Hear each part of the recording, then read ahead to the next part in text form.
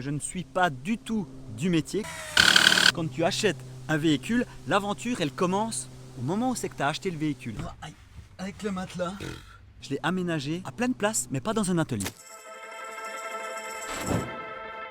Ça, c'est moi. Un jour, j'ai remarqué que vivre libre dans ce monde, c'est un métier. Du coup, j'ai décidé de travailler tous les jours. Bienvenue sur ma chaîne. Salut et bienvenue dans cette nouvelle vidéo d'aménagement d'une Volvo Break 4x4 en véhicule d'habitation. Si tu viens d'arriver sur ma chaîne, juste que je me présente un peu, ça fait maintenant plus de 9 ans que je vis dans des véhicules. J'en ai aménagé énormément, donc par moi-même. Je tiens à préciser que je ne suis pas du tout du métier, comme quoi tu verras que c'est possible de faire des aménagements avec pas grand chose et sans vraiment d'expérience, c'est surtout de la débrouillardise. D'ailleurs, quand tu achètes un véhicule, l'aventure elle commence au moment où c'est que tu as acheté le véhicule. Et c'est bien ce que je voulais démontrer avec l'aménagement de cette Volvo, c'est que je l'ai aménagé à plein de places, mais pas dans un atelier. Ce que je veux dire par là, c'est que tu peux déjà commencer de voyager avec ton véhicule pas aménagé et tu l'aménages le long du chemin. En plus de ça, ça te permet de savoir ce dont tu as besoin dans ton véhicule. Parce que c'est en faisant les choses qu'on sait si ça marche ou pas. Oui, parce que actuellement, j'ai deux véhicules. J'ai un 4x4 aménagé qui est déjà tout préparé, que j'utilise pour des voyages, et cette Volvo que je vais plutôt utiliser pour rester en Suisse, qui est beaucoup plus discrète. Le but aussi de cet aménagement, c'est qu'il soit mobile, que je ne perce pas dans le véhicule et que je puisse tout replier de manière à relever les sièges à l'arrière et d'avoir mon aménagement plié dans le coffre et 5 places pour conduire. Ça, c'est du challenge. Et pour faire les choses bien et que tu t'y retrouves sur ma chaîne YouTube, j'ai créé des playlists et l'aménagement de la Volvo, ça sera dans la playlist Volvoland. Parce que le petit nom de la Volvo, c'est la Volvoland. C'est faire de l'overland avec une Volvo. Et pour faire au mieux, on va faire ces vidéos d'aménagement parce que je pense qu'il y en aura plusieurs. La première chose, c'est l'organisation, prendre les véhicules, faire les achats et par où commencer. 3 affaires pour le bricolage. Comme on peut voir aussi ici, le Père Noël il est passé. Père Noël il s'appelle EcoFlow. Parce que le but c'est de justement descendre les deux véhicules au sud de la Suisse en Valais pour pouvoir aménager la Volvo. Et puis d'avoir les deux véhicules sur place pour être beaucoup plus mobile. Si on me laisse la possibilité de voir petit bout de chou, au moins je suis à côté de chez lui. Là. Bien flouter les plaques pour pas qu'on voie. Hop. Check, check, check. Comme un poney.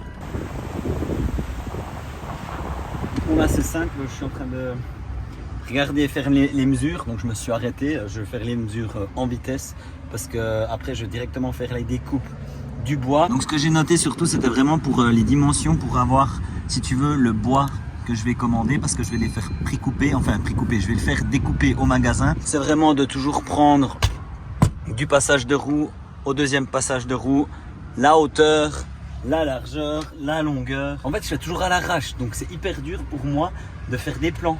Donc je ne vais pas faire des plans, je prends juste les bonnes dimensions pour pas avoir du surplus en bois, tu vois. Là je viens de remarquer, c'est trempé, j'avais une bouteille de blanc dans mon véhicule et elle a pété. Bravo Raph. Ok, là on va aller faire des achats parce que bien entendu quand tu veux aménager un véhicule, tu as besoin d'acheter des choses. Cette fois-ci, de ne pas faire avec du matériel de récup, histoire de pouvoir te donner un peu une idée des prix et puis du matériel que je vais prendre. Par contre, pour le matériel outillage, j'aurai ce que j'ai dans Bourrin. Donc ça veut dire ma caisse à outils, une petite caisse à outils principale.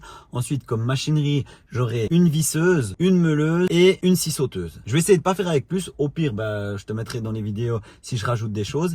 Et puis maintenant, on va aller acheter le bois. Allez, c'est parti. Bon, aussi, petite précision, c'est que les magasins que je vais faire, c'est des magasins en Suisse. Le but, c'est de voir un peu le matériel que je prends. Je pense que tu trouves autant dans un magasin en France, en Belgique ou en Suisse. Après, c'est clair qu'il y a des différences de prix.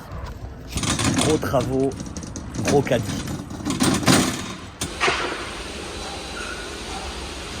Ce que je fais, je vais dans les chutes de découpe pour panneaux. Et en fait, comme ça, des fois, ça me fait un petit peu des petites réserves, tu vois.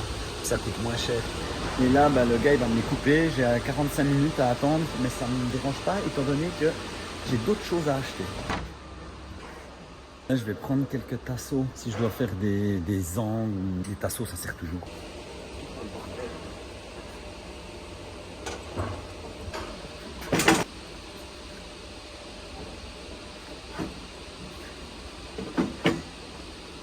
Alors j'ai pris épais, c'est 19 mm en épicéa. Pourquoi? Parce que ok, c'est un peu plus lourd. Si je m'appuie dessus sur toute la longueur, ça plie pas, tu vois.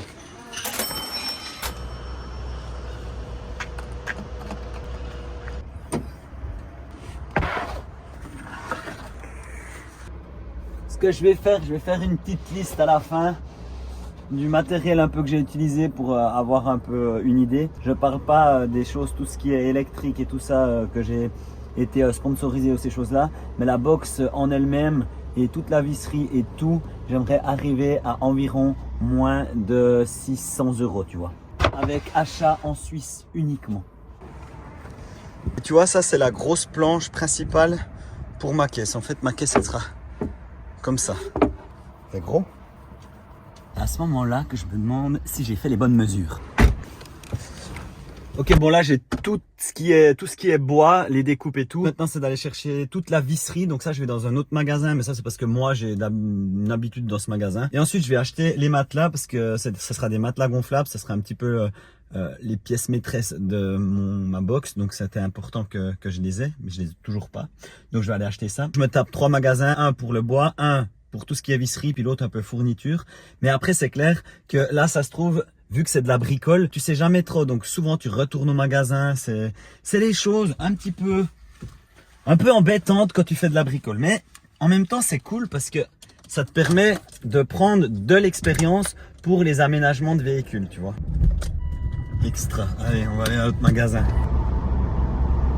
Je tenais encore dire une chose au sujet de l'aménagement. Du matériel comme par exemple l'évier ou les matelas que j'aimerais déjà avoir avant parce que je sais que c'est des pièces qui iront dans le véhicule et que je dois construire mon aménagement par rapport à ces pièces. Après, je fais un peu tout à l'arrache parce que je construis, j'ai l'idée dans la tête, mais je modifie aussi à force et au fur et à mesure de la construction. Et je pense que c'est ça qui est important parce que c'est bien de faire des plans, de se fixer des choses, mais des fois ça fonctionne pas exactement comme tu veux. Donc au lieu de t'acharner sur quelque chose que tu pensais que ça voulait aller, et ben tu changes. Et c'est ce que je fais tout le temps. C'est pour ça que je fais rarement de plans en 3D, d'ailleurs j'en ai jamais fait, et que je fais rarement de plans tout court. Là, deuxième magasin. Bon, je donnerai pas de nom hein, parce que... Oh la ceinture. Ça sera pour les épices.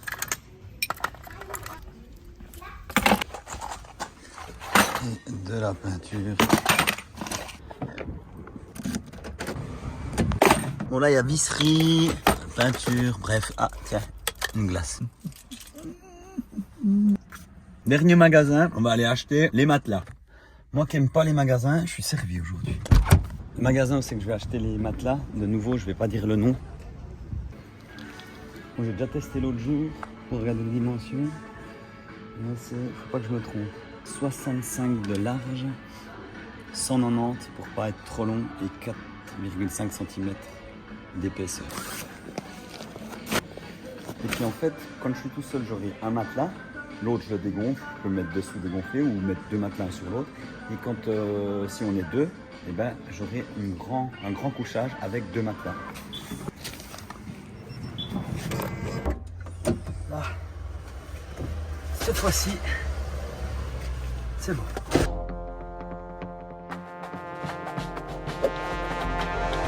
L'aménagement, ça va donner un truc du style comme ça. Ici, il y aura la caisse, le matelas, avec ici un tiroir. Là-bas au bout, une rallonge de planche. Ici, il viendra un évier. Puis là, en fait, la planche qu'il y a dessous, qui fait tout le long, qui est aussi pliable.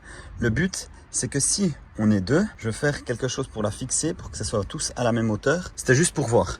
Mais en gros, ça va être un système à la bourrin, un peu comme dans bourrin, mais encore plus petit. Et il faudra vraiment être inventif pour pouvoir tout caser et puis que ça soit le plus pratique possible.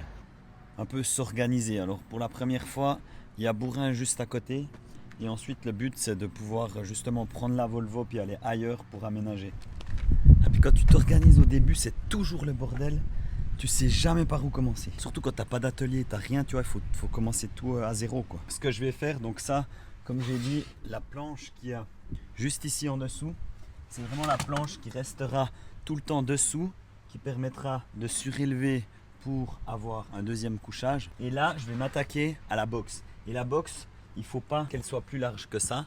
Elle va se caler ici. Donc ça va faire 45 cm. Et je vais commencer je pense par le fond. Ensuite, ça c'est déjà coupé.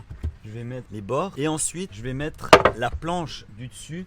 Et là, j'ai pris un peu plus large. Je vais faire un peu une découpe pour gagner le maximum de place, tu vois, sur le plateau. Ce que j'ai à faire, c'est prendre le fond du panneau beaucoup plus fin pour le bas, étant donné qu'il n'y aura pas de poids dessus, c'est uniquement pour faire le fond. Donc là maintenant il faut que je le coupe 45 sur 110. On va se faire un petit établi avec les caisses pour avoir le bois surélevé pour pouvoir couper comme il faut. Et on va prendre la batterie EcoFlow. Là. Des fois ça passe pas.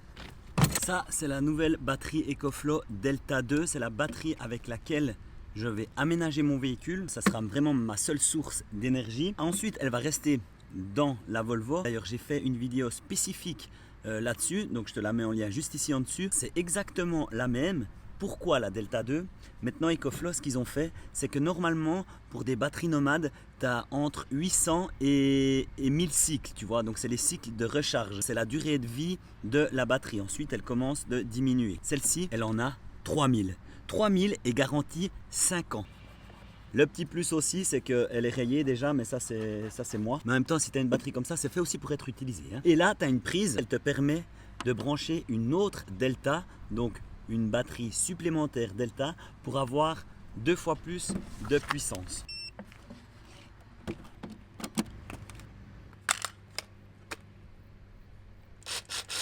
Et bien entendu, comme tu as pu remarquer, vu que je fais à la scie sauteuse, je m'en fous si c'est droit ou pas droit.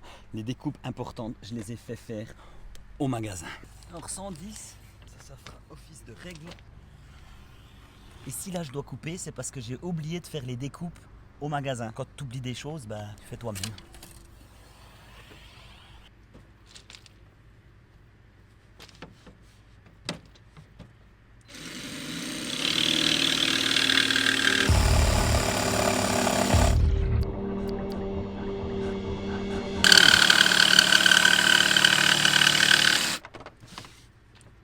Ça sera ma base de ma box. Bah maintenant il faut que je visse ça ici comme ceci. Tu vois, je mesure tout à l'arrache. C'est-à-dire que là je pose pour économiser le maximum de place, et maintenant je sais que là ma box elle est mise de manière à comme elle va être installée une fois qu'elle sera dedans. Et maintenant je peux mesurer combien j'aimerais. 58 c'est bien. Donc 58 c'est la largeur pour avoir le petit plateau ici, plus les 45 ici. Et puis ici, bah, l'angle, je verrai ce qu'il faut parce que là j'ai besoin de 90. Donc de là au coin là-bas. Petite chose aussi quand tu fais du bricolage, c'est tout con mais ça peut embellir ton véhicule par la suite. Tu vois là j'ai une planche et là il y a un gros nœud. En plus c'est pas très beau. Donc toujours penser à regarder la face visible de ta planche, surtout comme moi je pense que je vais la brûler, ou même si tu veux la lasurer, bref si tu la peins pas d'une autre couleur, toujours contrôler avec les nœuds ou les choses comme ça. Oh, le train, c'est relou.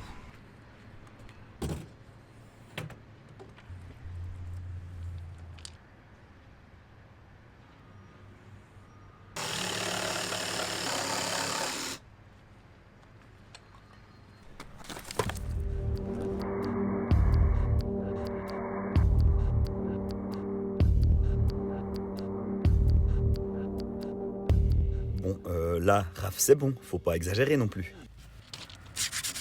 Pour le papier à poncer, prends pas du trop gros grain pour du bois, surtout si c'est du bois tendre. Maintenant, c'est l'hélicoptère.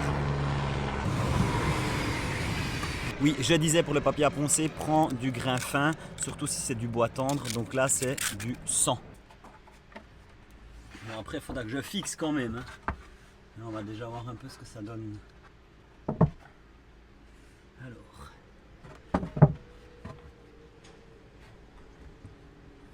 C'est que quand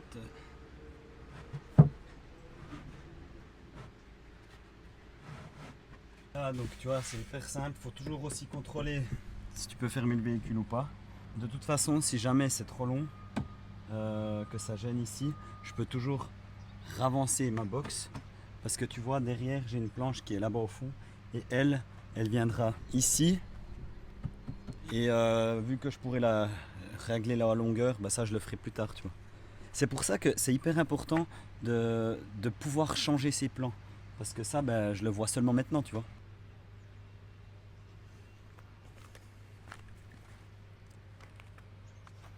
Et puis avec moi, t'oublies le pré-perçage. En tout cas pas là.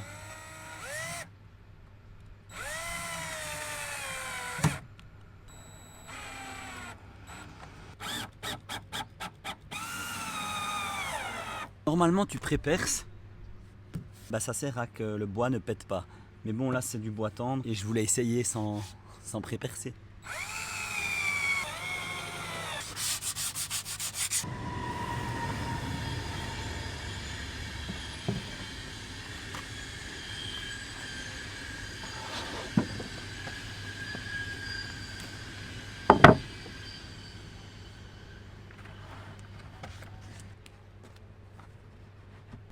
Ici, je fais exprès de laisser un petit rebord, en fait ça sera pour mettre la planche qui viendra la rallonge, tu vois.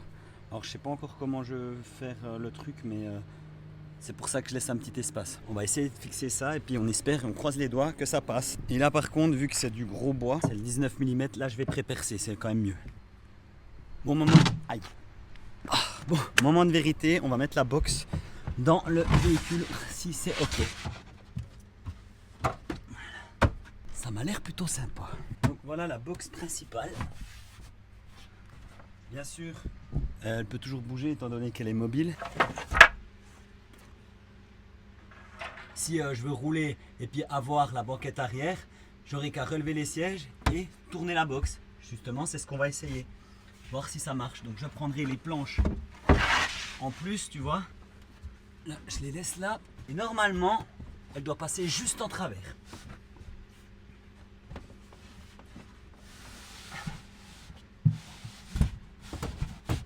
C'est parfait.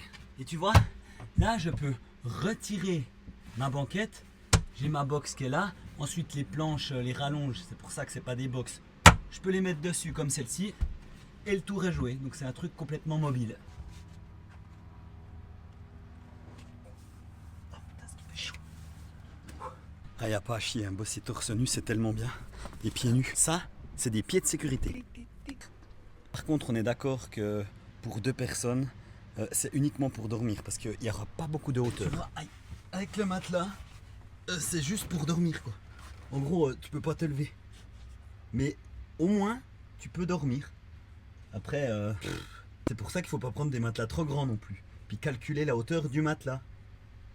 Mais ça va le faire. Et pourquoi je fais un système qu'on puisse moduler pour dormir à 2? C'est parce que si le petit bout de chou veut venir avec son papa, il aura de la place. Si je mets la planche, là, parfait. Ah, j'ai pas fait. Il faudrait juste que je l'ajuste ici, la couper dans le coin. Tu vois là, je vais te montrer un petit peu comment je mesure. Attends, on va faire ça comme ça. C'est dur de filmer, de tenir, de penser aux choses et en même temps utiliser toutes ses mains. Alors je vais reprendre le truc. Donc là pour ma planche, pour comment je vais faire pour savoir la hauteur, pour mettre une cale, en fait tu vois, j'arrive juste là, en dessous de l'aération, donc je sais la hauteur qu'il me faut.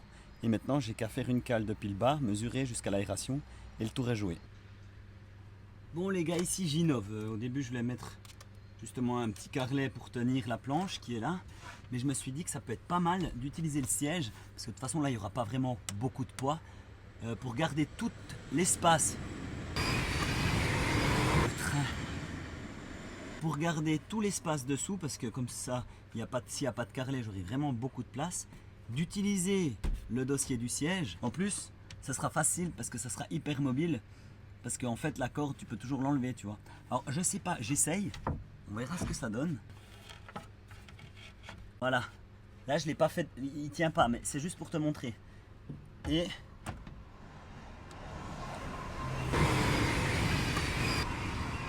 Et de nouveau le train. Là, c'est infernal, je suis dans un passage de train, là. Ouais, c'est plutôt pas mal, cette histoire. Bon, je pense, histoire de faire beaucoup plus simple, après, je vais mettre un mousqueton. Et je vais laisser les chaînes, en fait, les cordes sur le dossier du siège. J'aurai qu'à mousquetonner et le tour est joué. Et aussi l'avantage que cette box est mobile, c'est que ma roue de secours et tous les trucs de dépannage sont dessous. Donc j'ai toujours accès, tu vois, c'est pas bloqué. Et ça, il faut y penser aussi avant. Parce que si tu creves et que ta roue de secours est sous un aménagement fixe, c'est un peu un problème, tu vois. Bon, là, je pense que c'est tout pour aujourd'hui parce que j'aimerais faire la fixation de la planche. Bref, je sais pas encore comment je vais faire. Donc là, je vais réfléchir, je vais ranger et on va voir pour une prochaine fois. Bon, premier jour de taf, je suis assez satisfait. Bon, c'est clair que c'est pas du tout fini, mais j'ai commencé à 2h l'après-midi, là il est 5h30, donc j'ai bien avancé. J'ai même un gros coup de bol parce que j'ai pas du tout calculé, de toute façon c'était pas prévu qu'il y ait ces caisses là-dedans, mais ça passe pile poil. Ok, bilan de cette petite journée. Comme tu as pu voir, j'ai pas fait vraiment de plan. Je fais aussi au fur et à mesure parce qu'il y a des fois, tu dois changer des choses. T'innoves, c'est aussi ça un peu la bricole. Mais ce qui est hyper important quand tu fais ce genre de choses, surtout que c'est pour toi, c'est de se faire plaisir. Parce que si tu te fais pas plaisir, ça sert à rien de faire quelque chose comme ça. Parce que après, ça va se ressentir dans ton aménagement. Et puis si je rigole, c'est parce qu'il y a la cousine qui est juste à côté qui s'habille. Même que j'aménage mon véhicule, je vis quand même dedans. Donc comme je l'ai dit au départ, c'est que du moment où c'est que tu achètes un véhicule et que tu veux vivre dedans, l'aventure, elle commence à l'achat du véhicule. Ensuite, tu peux voyager et aménager ton véhicule le long de la route. Certaines fois, il faut s'adapter. Dans les prochaines vidéos, tu verras, c'était pas le plus beau des endroits, mais ma foi, j'avais pas le choix. Il repleut avec plus de vent et bien sûr, il repleut dedans le véhicule. T'as entendu l'accent jurassien là? Bref, je t'en dis pas plus. À la prochaine vidéo. Surtout, n'oublie pas, abonne-toi, like, commente, ça fait toujours plaisir. Allez, à plus!